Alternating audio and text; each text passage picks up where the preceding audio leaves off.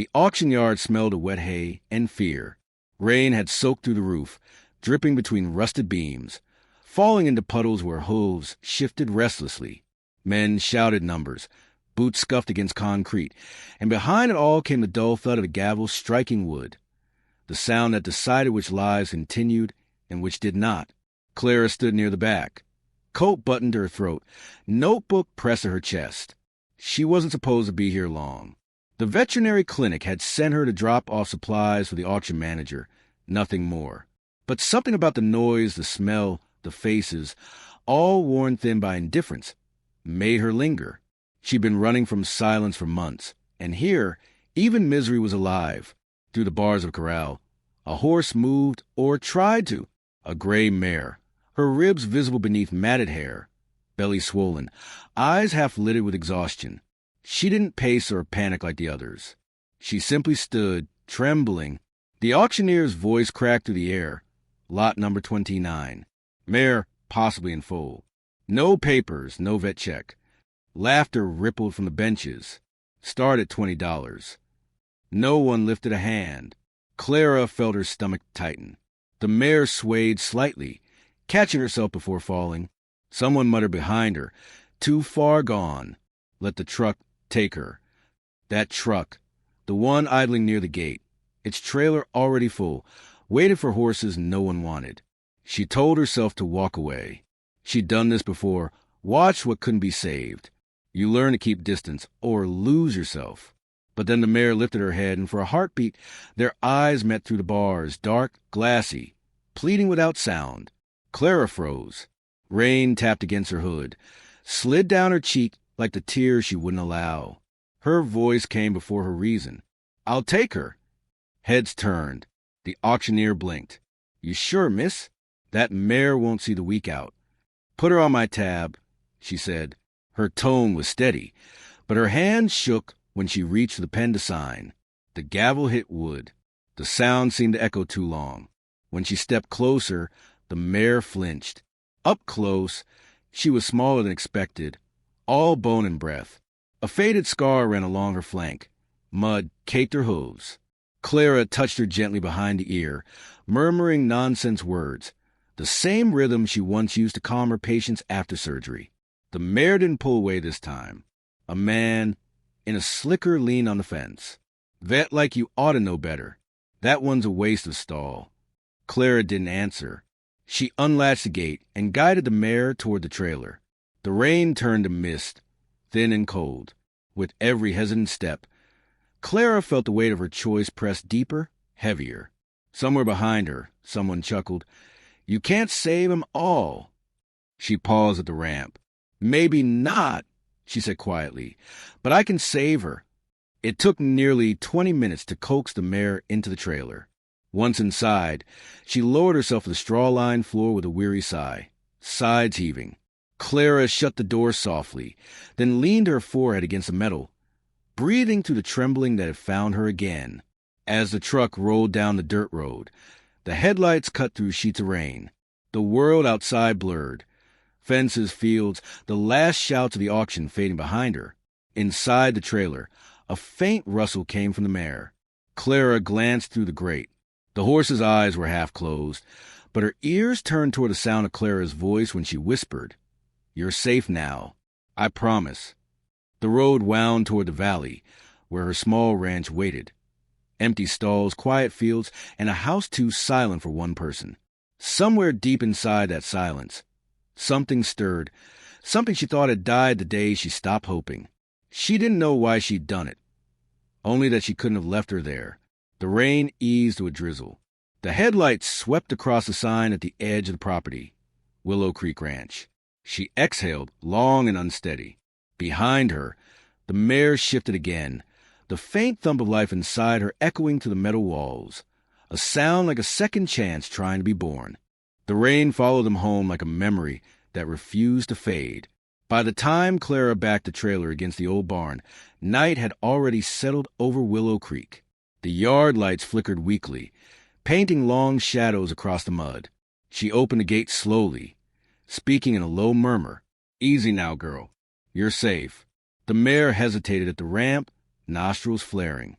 For a long moment, she didn't move, only stared into the dark interior of the barn as though uncertain it was meant for her.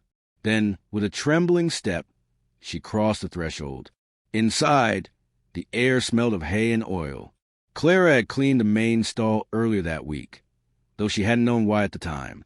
Now, as she spread a fresh layer of straw, she understood. The mare, Grace. She decided without thinking, lowered her head to the bucket of water, lips trembling against the surface. Clara watched her drink, a small, fragile rhythm against the silence. Her hands were still cold from the drive, so she tucked them under her arms and studied the animal. Every ridge of bone told a story of neglect. Every shallow breath revealed how close she had come to the end. Clara wondered what kind of people could look at such quiet endurance and turn away. She had spent years stitching wounds and saving creatures no one else wanted, yet this felt different, too personal.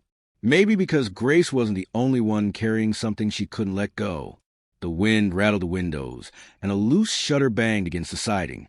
Clara poured oats into a bucket and waited while Grace sniffed and turned away. "You'll eat when you're ready," she whispered. She remembered those words said once to her by a man with sit on his hands and eyes that always found hers in a crowd. He'd been her anchor, her husband, before the fire took him. Since then, silence had become her only companion. Until tonight, a knock startled her. The barn door creaked open to reveal Tom, her neighbor, shoulders hunched against the cold. "Saw your truck lights," he said. His gaze shifted to the mare. "You didn't." "I did," she replied, her voice quiet but steady. Tom stepped closer, squinting. "That one's done for. You can't fix what's already gone." Clara stroked Grace's neck, feeling the faint tremor beneath the skin. "Then I'll keep her company till she decides otherwise." He sighed, shaking his head. "You always did have more heart than sense." Still, he fetched a pitchfork from the corner and began spreading straw without another word. They worked in silence. The only sounds a soft rustle of hay and the rhythmic drip from a roof. When they finished, Tom lingered by the door. "If she makes it through the night," he said, "that'll be a miracle." "Maybe that's what we need," Clara murmured. After he left, she settled onto a stool outside the stall, lantern casting warm light across the boards. Grace shifted, folding her legs and sinking down carefully. Clara felt exhaustion wash over her, but didn't leave. She opened an old book from her coat pocket, its pages worn and marked by another hand. Her husband's handwriting curved across the margins, notes about gentleness, patience, small mercies. She began reading aloud softly, her voice barely rising above the wind. Time blurred. At some point, Grace's breathing steadied. The barn's creaks became a lullaby, and Clara's words flowed like prayer. She spoke of light and morning and beginnings. When her voice faltered, Grace lifted her head slightly, as if listening. Clara smiled faintly. "That's it, girl. You're not alone anymore." Outside, the storm broke apart, clouds thinning to reveal a pale moon. Its light spilled through the gaps in the wood, falling in silver streaks across the mare's side. Clara reached through the stall rail and rested her palm against that thin, quivering warmth. For the first time in a long while, she felt something stir beneath the weariness, a fragile spark of belonging. Grace let out a slow breath, her head settling near Clara's hand. The night was still, their breaths rising in rhythm, one promise shared between them. When Clara finally whispered, "We'll see the sunrise, you and I," the words felt less like hope and more like certainty. Morning came soft and uncertain. Mist clung to the fields, and the barn was filled with the scent of hay and new life. Clara stirred awake in a chair by the stall, her neck stiff, lantern long burned out. For a moment, she thought the stillness meant loss. Then a faint nicker broke the silence. Grace stood, trembling but alive, and beside her lay a small foal, damp and shivering, its chest rising in quick, uneven breaths. Clara's eyes filled before she could stop them. She knelt beside the newborn, brushing the wet curls from its neck. "You made it," she whispered. "Both of you." Grace turned her head, touching her muzzle to Clara's shoulder as though claiming her part in the miracle. By noon, sunlight had slipped through the gaps in the barn walls. The foal struggled to stand, legs folding and straightening again until finally it found balance, swaying like a candle flame in the wind. Clara steadied it with her hands, her laughter breaking through the quiet. It was the first sound of joy this place had heard in years. Days passed, marked not by the clock, but by rhythm. Feeding, brushing, tending, breathing. Clara named the foal Lumen, for the light that seemed to bloom around him wherever he stepped. He followed her everywhere, nuzzling her coat pockets for treats, his wide eyes curious and unafraid. Grace, though still thin, watched over him with a mother's vigilance. Sometimes, when Clara leaned against a stall door at dusk, she saw herself reflected in that protective stillness, a creature learning how to love again after losing too much. The neighbors began to notice the change. Tom, who once called Grace hopeless, arrived one afternoon with a bale of fresh hay. "She looks better than I figured she would," he admitted. Clara smiled, wiping her hands on her jeans. She decided to stay. He grunted but didn't leave. Together they fixed a loose fence post, working side by side in the easy silence of people who didn't need to say thank you aloud. Word of the rescue spread through town. Children from school came to visit on weekends, their laughter filling the yard. Clara found herself teaching them how to brush a horse, how to listen to its breathing, how to recognize trust in something that once feared every sound. In their wide-eyed wonder, she saw the lesson Grace had given her, that brokenness isn't an ending but a beginning disguised as loss. One evening, Clara sat on the fence while the sun sank low, painting the fields in amber light. Grace and Lumen grazed nearby, the foal darting through patches of wildflowers, his mane catching the glow. The sight pressed against her heart in a way both painful and tender. She thought of her husband again, how he'd once said kindness was the only legacy worth leaving. Perhaps this was it.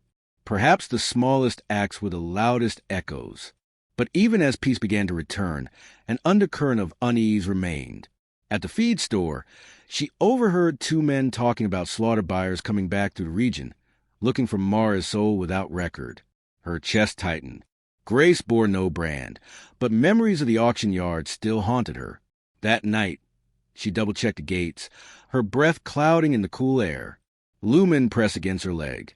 Sensing the shift, she crouched to his level, hand resting over his heart. "No one's taking you from here," she said softly.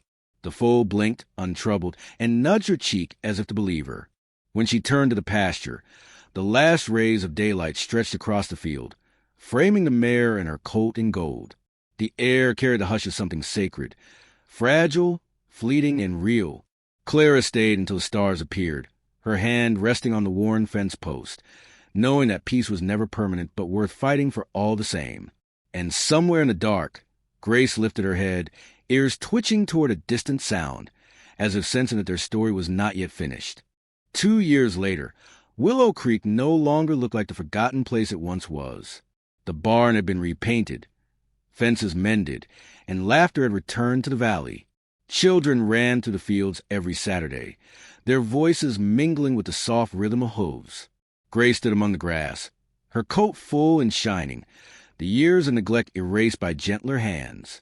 Beside her, Lumen, no longer a foal but a strong young gelding, moved with calm assurance. Every motion seemed to carry the memory of what he had been saved from. Clara leaned against the gate, a clipboard under her arm, watching a small group of visitors arrive from a nearby youth center. They came timidly at first, children who had forgotten how to trust the world. She greeted each one by name, her voice warm, steady. "This place is yours for the day," she said, motioning toward the pasture. "The horses won't judge you. They only listen." Among them was Ethan, a quiet boy of maybe 10, shoulders hunched, eyes fixed on the ground. He hadn't spoken since losing his parents a year before. Clara didn't press him. She simply placed a brush in his hand and guided him toward Lumen. "Try with gentle strokes," she said softly. "He's been through a lot, too." At first, Ethan's movements were mechanical, careful to avoid the horse's gaze. But Lumen shifted closer, lowering his head until the boy's small hand rested against his muzzle. The connection was wordless, immediate. A tremor passed through Ethan's arm, and then, so faint Clara almost missed it, he whispered, "Hi." It was the first word he had spoken in months. Clara felt her throat tighten. Grace lifted her head from the grass, as if sensing the change in the air. Sunlight spilled across the field, and for a moment everything felt perfectly aligned. Pain, hope, healing, woven into one quiet breath. In the evenings, after the children had gone, Clara wrote in her husband's old journal.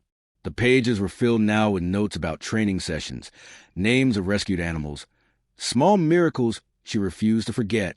At the top of one page, she had written a line she never managed to erase. Some lives are saved more than once.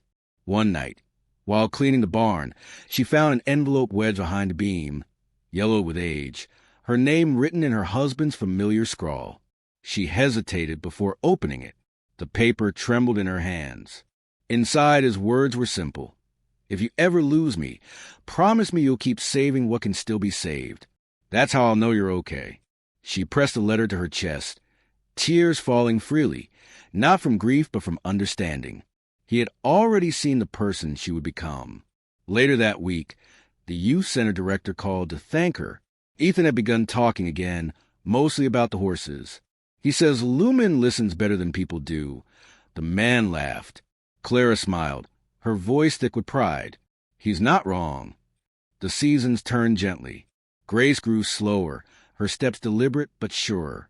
Clara often found her standing by the creek at sunset, gazing at her reflection in the water.